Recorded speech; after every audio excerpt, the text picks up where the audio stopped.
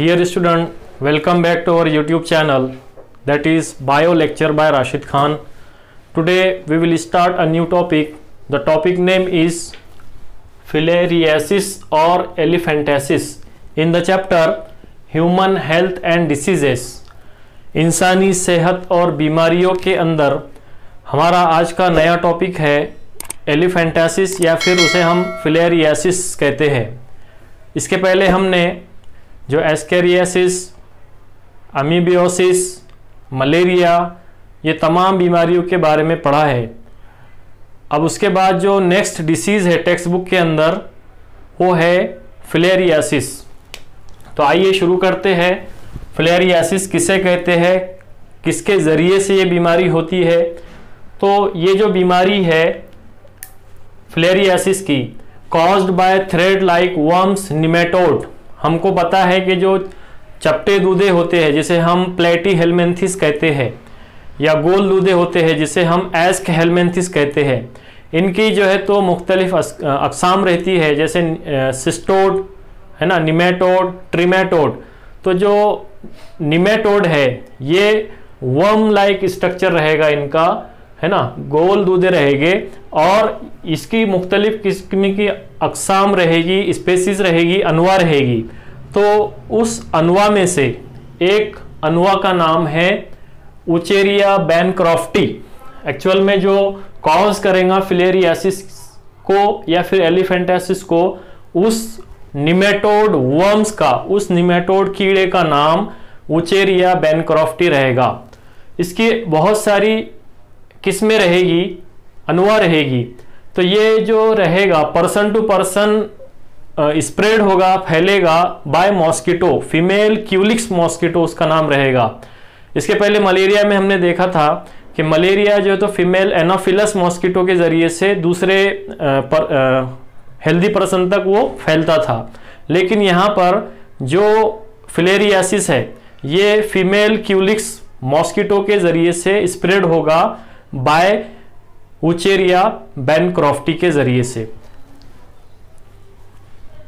तो जो फिलेरियासिस है इसको हमने 3 किस्म के अंदर डिवाइड किए हैं। इस बीमारी को, इस डिसीज को 3 किस्म के अंदर हमने डिवाइड किए हैं। उसमें से सबसे पहली जो टाइप है वो है लिम्फेटिक फिलेरियासिस।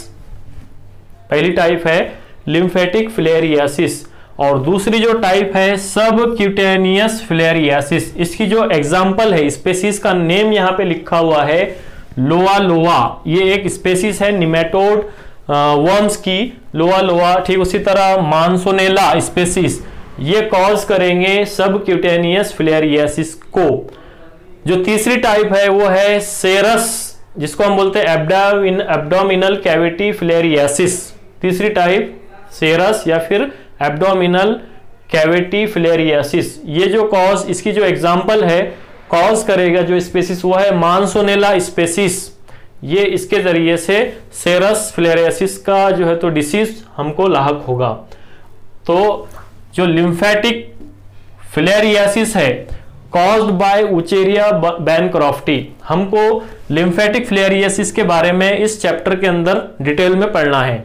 तो लिम्फेटिक फिलेरियासिस ये उचेरिया बैनक्रॉफ्टी निमेटोड की जो 3 स्पेसीज है स्पेशल, उचेरिया बैनक्रॉफ्टी, बुर्जिया मलाई, बुर्जिया टिमोरी, ये स्पेसीज का नाम है। आपको ये नाम याद रखना है क्योंकि ये जो नाम रहते हैं शॉर्ट आंसर क्वेश्चन में या फिर एमसीक्यूज के अंदर ज़्यादातर पूछे जाते हैं। नीट एग्जाम में, इसी तरह बोर्ड के एग्जाम में स्पेसीज के नाम पूछे जाते हैं। तो जो डिसीज कॉज हो रही जिस स्पेसीज के जरिए से, उस स्पेसीज का नाम हमको याद रखना है।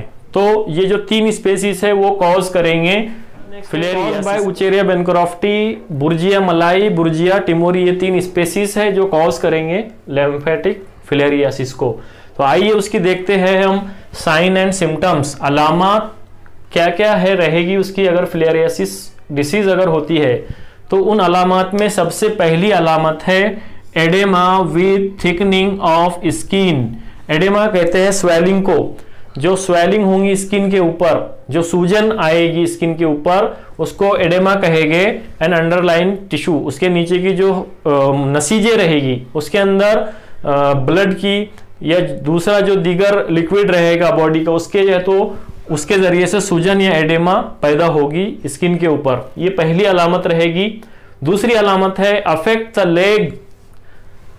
किसको अफेक्ट करेगा? लेग्स को अफेक्ट करेगा, आर्म्स बाजू को अफेक्ट करेगा, ब्रेस्ट को अफेक्ट करेगा और स्क्रोटम को अफेक्ट करेगा। ये बॉडी ऑर्गन्स है। इन तमाम ऑर्गन्स के ऊपर ये जो फ्लेरियासिस का है इसका अफेक्ट जो है तो हमको दिखाई देगा। अब इन lymphatic system worm infect lymphatic system and cause enlargement of lymph vessels. अब जब यहाँ पे दिया हुआ है लिम्फेटिक सिस्टम, तो स्पेशल लिम्फेटिक सिस्टम को ये इफेक्ट करेगा जिसके अंदर एनलार्जमेंट ऑफ लिम्फ वेसल्स, जो स्पेशलाइज लिम्फ नोड्स है या लिम्फ वेसल्स है बॉडी के अंदर, उसको ये इफेक्ट करेगा। एग्जाम्पल है उसकी एलिफेंटासिस, कॉमन नेम उसका एलिफेंटासिस के नाम से उसको हम जानते हैं, या फिर उसको हम बोलते हैं लिम्फेटिक फिलेरियासिस, इस तरह से। अब उसकी जो चौथी एग्जाम्पल है यहाँ पे lymph oedema, that is accumulation of lymph fluid in tissue causing swelling. Lymph oedema के अंदर लिम्फ का अकुमुलेशन हो जाएगा, फ्लूइड का अकुमुलेशन हो जाएगा इन टिश्यू, नसीजों के अंदर जो लिम्फ का फ्लूइड का अकुमुलेशन हो जाएगा, कॉज करेगा वो स्वेलिंग को या फिर सूजन को, वो जरिया बनेगा। अब जो पांचवी एग्जाम्पल है हाइड्रोसील, दैट इज हाइड्रोसील किसको कहेंगे वो हम देखेंगे। Testis are enlargement due to accumulation of lymphatic fluid in testis. जो टेस्टिस है, टेस्टिस के अंदर क्या होगा, हाइड्रोसील जो मर्ज रहेगा या फिर डिसीज रहेगी वो टेस्टिस को इफेक्ट करेगा। क्या होगा उसमें? एनलार्जमेंट हो जाएगा टेस्टिस का। किस वजह से? Due to the accumulation of lymphatic fluid. जो लिम्फेटिक फ्लूइड रहेगा वो टेस्टिस के अंदर जमा हो जाएगा, जिसकी वजह से एनलार्जमेंट ऑफ टेस्टिस का शुरू हो जाएगा। अब यहाँ पे लाइफ साइकिल दिया हुआ है उचेरिया बैनक्रॉफ्टी का। तो लाइफ साइकिल यहाँ पे आपको एक इमेज तस्वीर दिखाई दे रही है। उस इमेज के अंदर आप यहाँ पे एक तस्वीर देखेंगे जिसके अंदर ह्यूमन स्टेज दी हुई है और एक मॉस्किटो स्टेज दी हुई है। तो यहाँ पर जो सबसे पहला एक नंबर जिसको दिया हुआ है वो है mosquito takes a blood meal L3 larvae enter skin. यहाँ पे एक नंबर पे दिया हुआ है। वहां से फिर ह्यूमन स्टेज के अंदर इसका लाइफ साइकिल शुरू हो जाएगा। जब मॉस्किटो इंसानी जिस्म के ऊपर आकर बैठकर बाइट करेगा तो उस वक्त वो क्या करेगा, ब्लड के जरिए से इसकी ब्लड जो है तो वो सक करेगा। फिर दूसरी स्टेज में क्या होगा, एडल्ट्स इन लिम्फेटिक्स, जो एडल्ट वर्म रहेंगे वो उसकी जीन्स अलग-अलग रहेगी। एडल्ट वर्म्स इनके लिम्फेटिक सिस्टम के अंदर दाखिल हो जाएंगे। Adult produce sheathed microfilariae that migrate into lymph and blood channels. अब यहाँ पे माइक्रोफ्लेरी लार्वा जो है तो ये माइग्रेट होना शुरू हो जाएंगे कहाँ पर, लिम्फ के अंदर और ब्लड चैनल के अंदर। फिर डायग्नोस्टिक स्टेज रहेगी और डायग्नोस्टिक स्टेज के अंदर क्या होगा, mosquito takes a blood meal ingest microfilariae. Microfilariae जो लार्वा तैयार हुआ इंसानी जिस्म के अंदर, तो वो माइक्रोफ्लेरी लार्वा मॉस्किटो के जरिए से अंदर लिया जाएगा। मॉस्किटो उसको ब्लड के साथ सक करेगा। फिर उसके बाद जो लाइफ साइकिल शुरू होगा मॉस्किटो के अंदर या फिर मच्छर के अंदर जो फीमेल क्यूलिक्स मॉस्किटो रहेगा। पांचवें नंबर पर microfilariae penetrate mosquito's midgut and migrate to thoracic muscles. जो माइक्रोफ्लेरी का लार्वा रहेगा वो मच्छर फीमेल क्यूलिक्स मॉस्किटो के मिडगट के अंदर दाखिल होगा, पेनिट्रेट करेगा और मिडगट के अंदर दाखिल हो जाएगा और वहां से थोरेसिक मसल्स जो रहेंगे मच्छर के वहां वो आ जाएगा, जिसके बाद L1 लार्वी स्टेज शुरू हो जाएगी।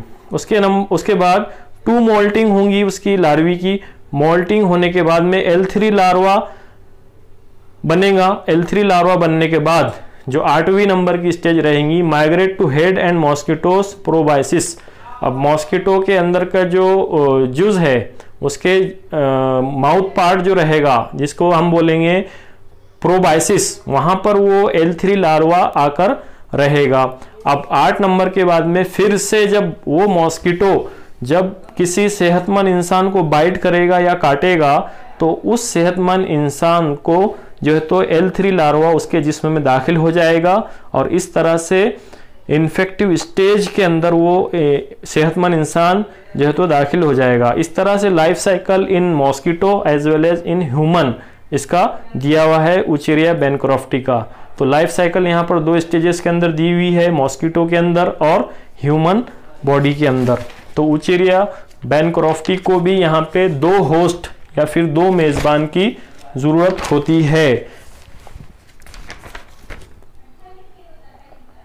अब उसके after this life cycle there is a modes of transmission. किस तरह से उचेरिया बैनक्रॉफ्टी का ट्रांसमिशन होगा, फैलाव होगा, उसको हम देखने वाले हैं।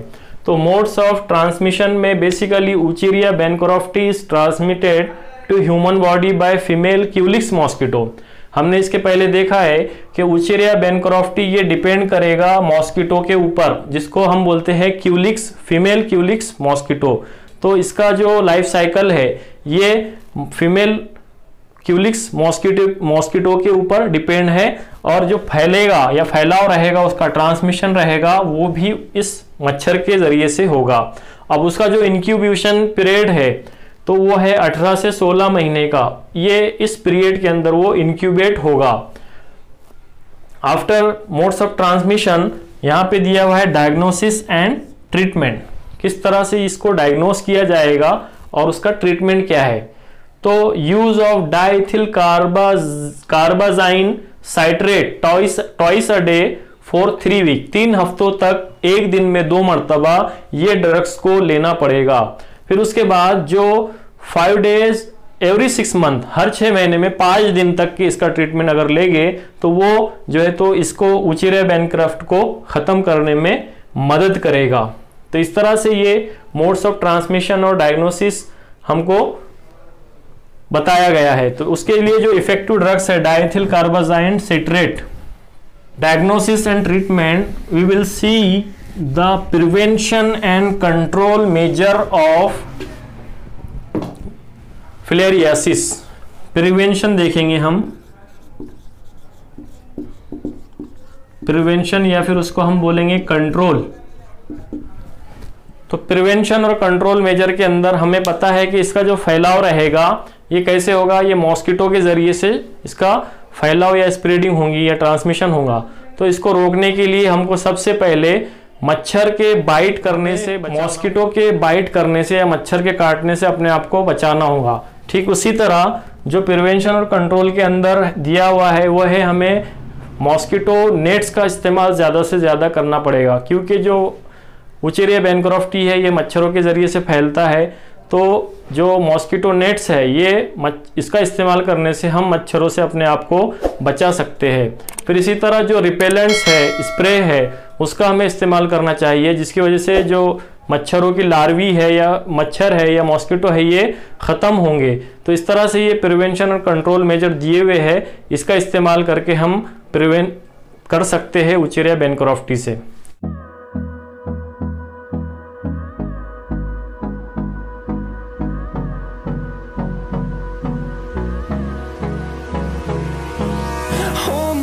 Till I get up.